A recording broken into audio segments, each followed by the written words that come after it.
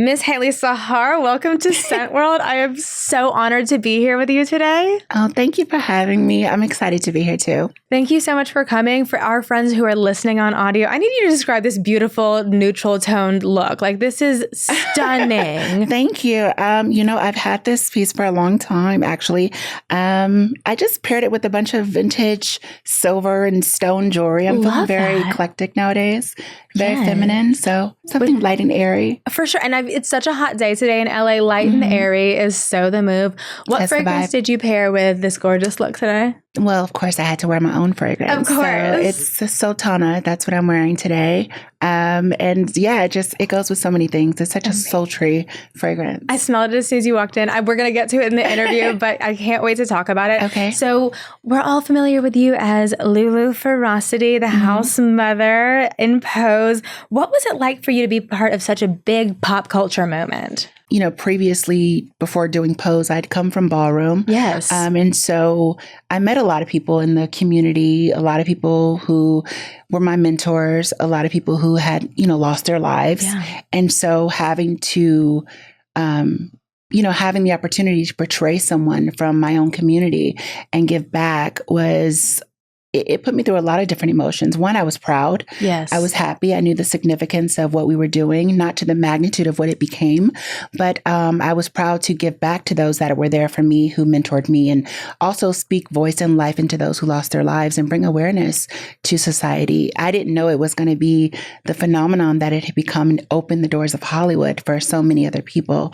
But I'm so grateful for that, Absolutely. And I feel like what is the saying? Like, we are our ancestors' wildest dreams. I feel like all of the previous children were just like cheering you on in this role. Yeah. And it's like everything happens for a divine reason, right? Absolutely. I'm so big on like spirituality. And I feel like sometimes from season to season, it feels like an entirely different show, not because of whatever, the pace or whatever and the plot, but the characters go through so much in a singular season. Like, the Lulu that we saw episode 1 was not the same Lulu that we saw in the finale. And the growth that I saw, I felt a bit like a proud mom of her. Thank you. And I just have to know, like, what was it like filming such intense scenes, and how did you shake that off, like, all of the emotions? So that was a tough one for me, because I had real lived experience and still knowing people from the scene who like I said earlier, I had lost. It was challenging for me to go home at night, put the script down, and go back to my normal life, because I was still living with those emotions. Yeah. And so a lot of those emotions were not only real for me, but therapeutic. I was healing on camera. And so those tears were real. Seeing Candy laying in the casket, it was very real for me because, and my friend, that one particularly, I had known since I was 9, and we grew up together, and we snuck out together and discovered the club scene and the ballroom scene. And he was a great, great person. His name was Daryl, went by Star. And so that was therapeutic for me. But Star was with you in that moment. Star was with me, for sure.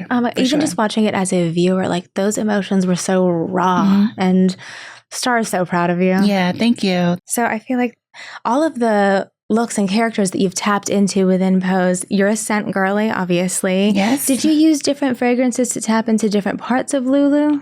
I did. So before I knew, how the show was going to go, I created an entire playlist.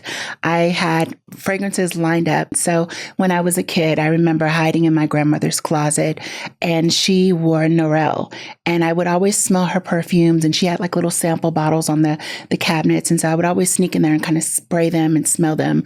And so when we did Pose, I bought vintage fragrances. One in particular was Yisatis by Givenchy, which was one of my mother's favorite scents back in the day.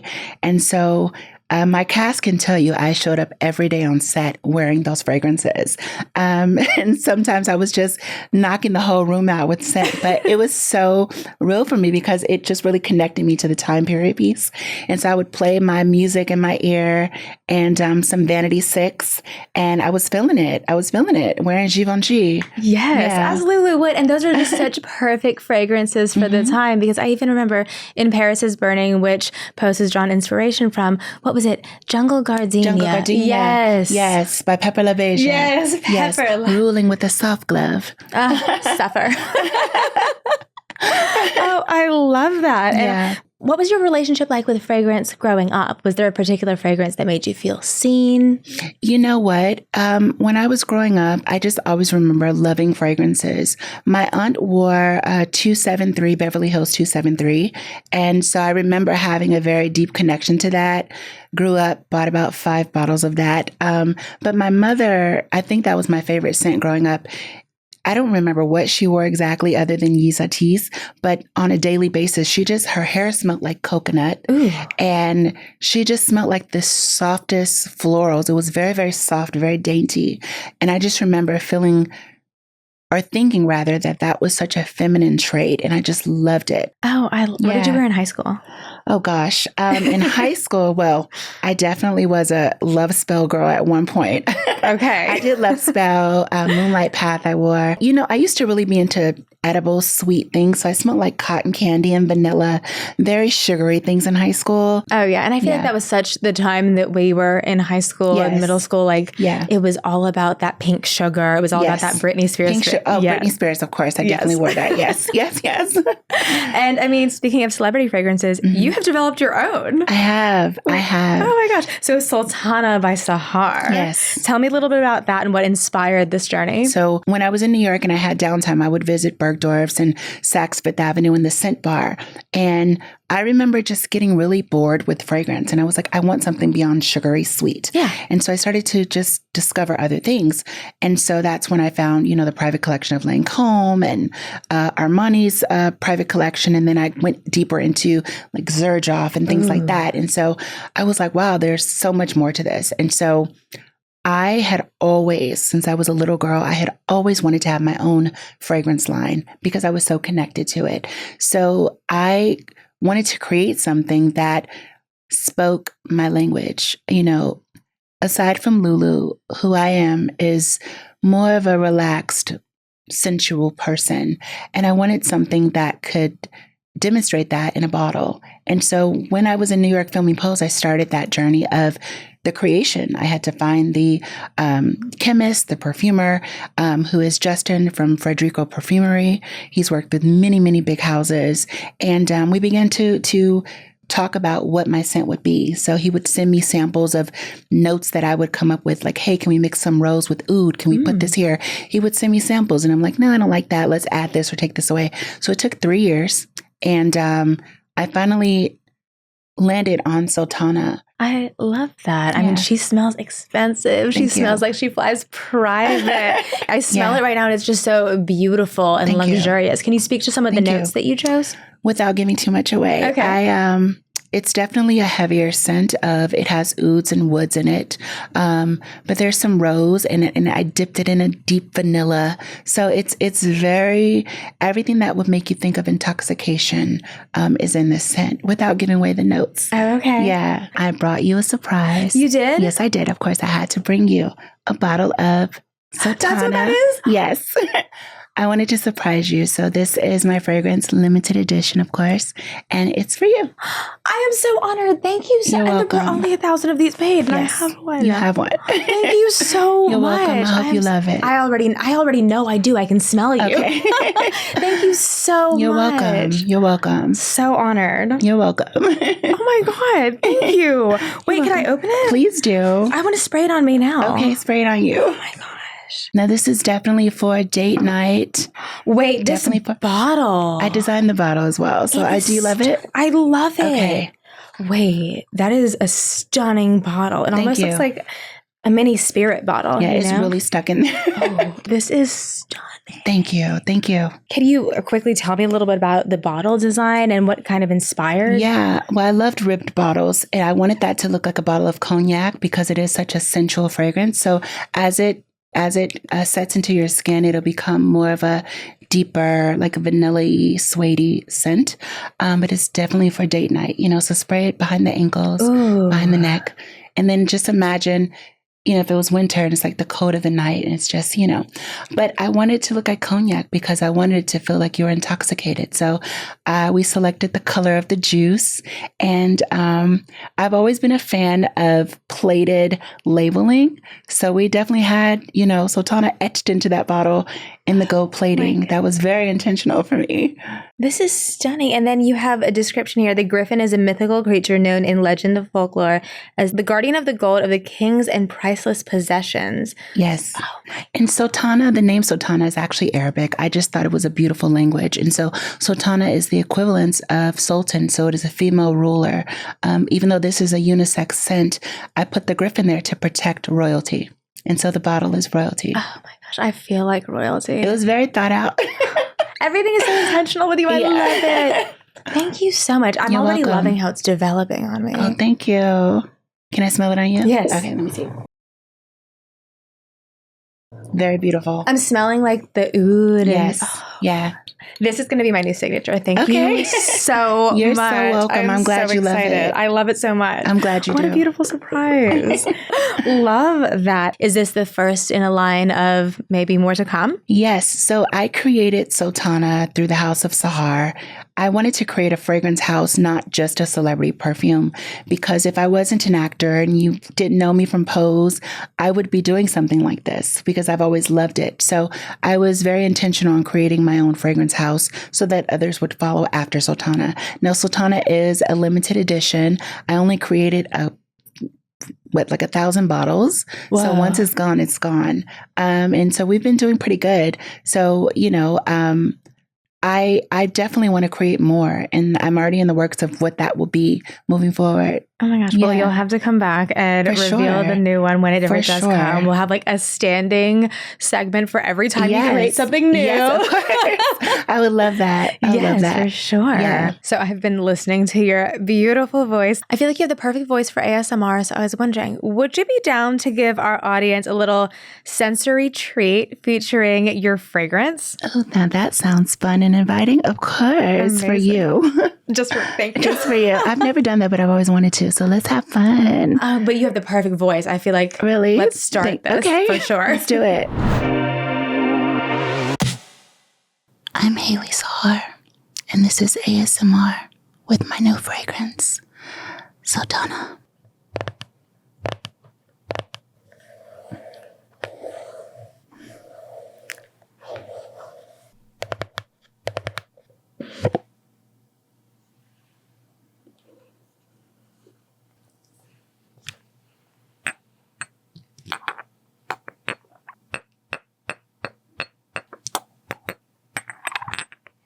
Intoxicating scent of Sultana, alluring, inviting, wanting you. Sultana will bring you ecstasy.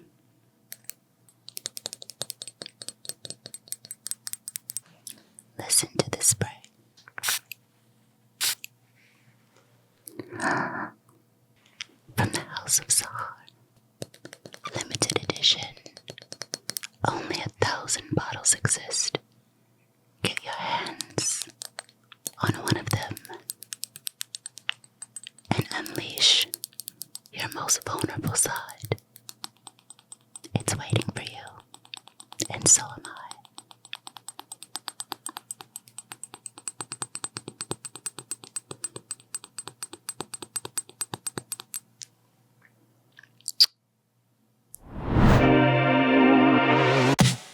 Okay, so I would love to pivot a little bit to your project as Sir Lady Java. Yes. And I loved your photos for Out Magazine with that whole beautiful, beautiful piece that you dedicated. And you said she wasn't just a trailblazer, she was your second mother. For our friends who aren't as familiar, can you talk a little bit about Sir Lady Java and her impact? Absolutely. With pride, I will. Sir Lady Java is a trans woman, Creole woman from the 1960s. She was this beautiful sex symbol phenomenon.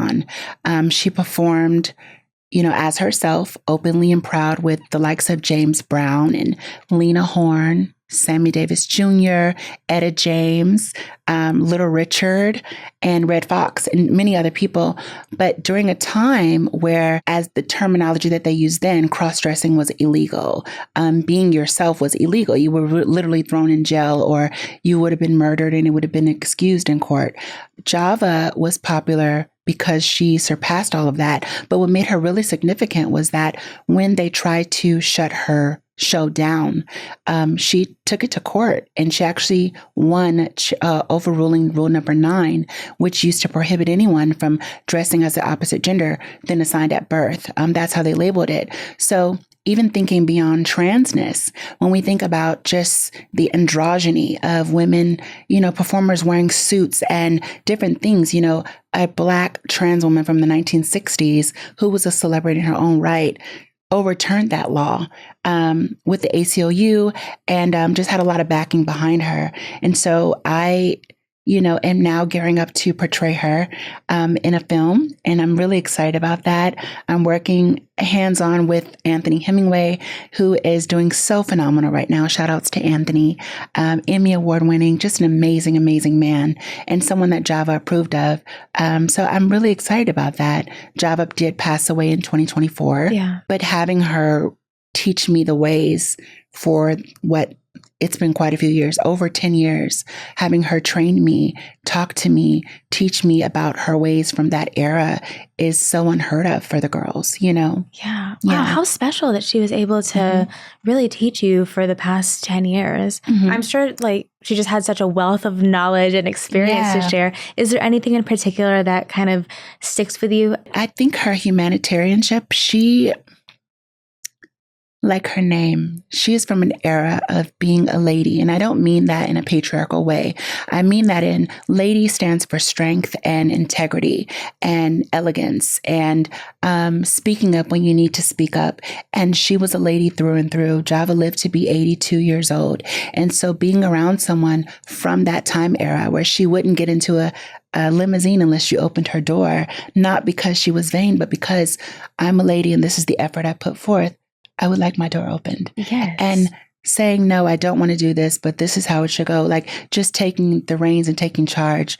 One thing Java left with me and told me was, if you ever doubt yourself, and I think it was one of those moments where she was seeing something in me that I needed to hear. If you ever doubt yourself, she said, baby, you got it. You have that thing. And don't be afraid. Give it to them all right there. Don't hold it. Tomorrow's not promised. Give it to them right there. Let them know who you are right there. And that meant so much to me, to live in the moment, to be present, and to have that kind of knowledge from a trans woman in her 80s. That was phenomenal. And to know that she was the reason that we have, phenomenal shows like RuPaul's Drag Race, that we have shows like Pose, Euphoria, the Lavernes, the MJs, all of us, we owe so much to her for changing that law that used to prohibit us from making a living as ourselves. Absolutely. And I'm glad that you're able to tell this story, because it's not a story that's widely taught, but she had such an impact and worked with so many icons as well, you would think. But now you get to do this. Yeah, I get to do it. And, it's one of those things where I'm such an advocate for history, and why don't we learn about these things, because aside from the law that she changed, she was a celebrity in her own right. I mean, she had done televised interviews and things of that nature at a time, and also starred in Dolomite, which was a film from the 70s, as herself. So the fact that we don't know this, I'm like, we need to know this. This is history, and it's part of our culture. What's a part of fame and being in the public that people don't really prepare you for? I think it is something that can't really be prepared now that I'm here. It is when people say negative things about you, when they've never met you. Yeah. They don't know your family. They don't know what you've been through. But, there's biases. I get that. I think it's the feeling that you're going to feel from that. I don't think anyone really can prepare you for that. And there's been things, obviously, that have been said online about community. And so I think that's something you really can't be prepared for. And you definitely have to have tough skin to be in this business. But everything else, I think I was always equipped. I come from theater. I was a trained ballet dancer and modern dancer. So I come from the hustle bustle of auditioning and working hard. And so that wasn't the thing, but it was more so the scrutiny that you're under, that people don't know, about. One of those things, I've never spoken about this. And I dive more into it in my book. But I had actually gotten Bell's palsy, which was what I believe Justin Bieber had in Little Nas X. And so my face just stopped working. And I had to be on prednisone, which made me gain so much weight that I'm still, coming down from. But seeing people say comments like, she's so pretty, but that double chin is just not doing it for her, or things like that, and like, I never grew up wanting sympathy. So I was like, I'm not saying anything. I had that 2 years ago, 2 times. And so just those kind of things where my family is like, you know what, just keep your head in the game. It's okay.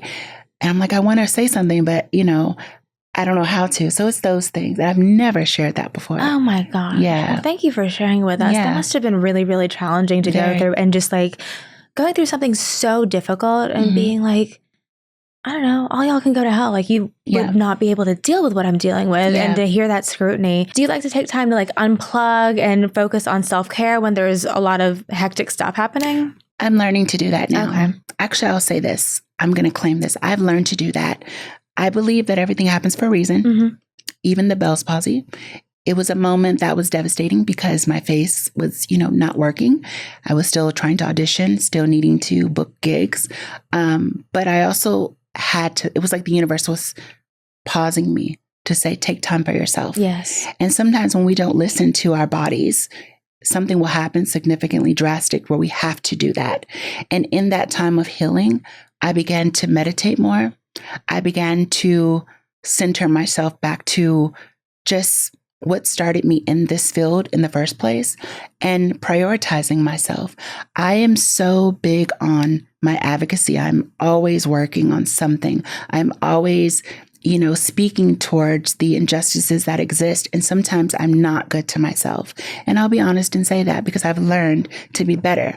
And I'm also a person that doesn't really show who I really am to people, and so I've learned through that, through that. And I think that happened for a reason, to teach me that. So I'm learning. I have learned to make time for myself now because it's healthy. And also, from cancer to cancer, I feel like you have this big heart, and there is so much that you want to do and the impact that you want to make, and all of these important causes to you.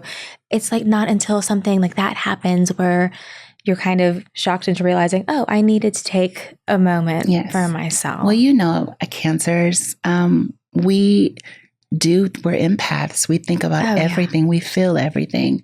And I care so much about my fans. I care about my family. So it's not always easy, but I have to care about me too. And so it's something we have to learn as cancers, but you know what it feels like. Exactly. Yeah. You got to take care of number one, even if sometimes you're like, wait, but I have to do this for this person first. Yes. What are some ways that you like to show your self-love, whether it's like a bubble bath or just spraying fragrance onto the sheets and taking a long nap? I definitely am a bubble bath girl. Okay. I'm definitely that, with the candles lit, the lights off, and just some beautiful like Maxwell playing. Yes. Submerge. I love that song. Or I can be very just what's comforting to me is to be in my garden, to water plants, and to be on the couch with my dogs. I love my dogs, and to just be with my animals and just watching a movie, having a snack. That's something I do for myself. Exactly. Yeah. Just taking some time. Yeah. When do you feel the most beautiful? You know what? I like when I've done my skin routine at night after that bubble bath, listening to Maxwell. I do my skin routine. I pull my hair in a ponytail, no makeup, and slip on some La Perla lingerie and go to bed. That's when I feel the most beautiful. When I have no makeup on, my hair is in a high ponytail, and I have some lingerie on, going to sleep. That's when I feel the most beautiful. Yes. And I feel like there's no better feeling than just washing your face at the end of a long day and being like, that's it. Exactly. You're glowing at me right now. I have to ask, what is the skincare routine? I drink a lot of water. That's one thing. I drink a lot of water. I'm very, very, what's good for my skin is actually things with tea tree oil in them, and also aloe vera. I use a lot of cocoa butter, things that are natural. I found that to be the best things for me with my skin. I've tried other things, but it really breaks me out. So natural things are better for me. I feel you. Just like less is more. Yeah. All that natural goodness. Yeah. It's just honestly what just works for me. I recently just discovered tea tree oil. I'm like, where have you been? But water, I think that's the biggest thing. And I eat clean. I don't eat a lot of junk food. If I do splurge here and there, it's not often. So more eating clean and, being mindful of what I put in my body. Taking care of the whole self and not just the money maker. Yes. But I also did really love that story you did with Allure where you revealed your facial birthmark. Yes. That was just so beautiful. And I know so many people that have a facial birthmark and they're afraid to show it. And what was that moment like for you? I always wanted to do something like that. It was actually Winnie Herlo that inspired me to do that. I've never told her that. I think I met her one time. I've never said that out loud, but it was actually her work that inspired me to do that because I represent a different type of beauty. We're talking about diverse beauty, and that is something that also makes me beautiful, my beauty mark. And so the response I got after that from so many people, parents sending me pictures of their children with facial birthmarks, it was so beautiful. And I was like, you did that. I felt really proud. That was one of my more proud moments that I decided to do with my team. And I love the photos, just really putting it on display. Yeah. And has your relationship with your birthmark kind of changed since doing that? Yes. I think that it makes me feel like I'm an outstanding person.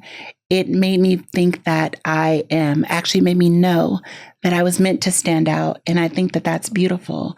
And it's about finding peace with yourself. Actually, surprisingly, I was never teased by anyone in school growing up for my birthmark, but I do know that there's a standard generally that people have kind of gone with. And so I wanted to show you can be beautiful in every form. And so that was, And it honestly kind of aligns with something that you said in a recent interview where you quoted Dorothy Dandridge. You want to be remembered for courage, not just beauty. And I think that exemplified both. Yeah, I think so too. Yeah. I didn't think about that just now, but yeah. Yeah. Hailie, thank you so much for taking the time to speak with us. I feel like I've had a whole life class just talking to you and just your energy. It's so warm and comforting to me. I would love to ask, if you could go back and whisper something to yourself on your first Pose audition, knowing everything you know now, what would it be? Girl, you the shit, girl. That's what I would say. Yes, I love that. Yeah, I was really in a good mood that day. I was in New York for that final audition. I was in a good mood that day. And ironically, Angelica Ross, Dominique Jackson, who ended up playing Candy, and Electra were at that audition. Oh my gosh. The only two girls that day that I saw. I mean, my holy trinity.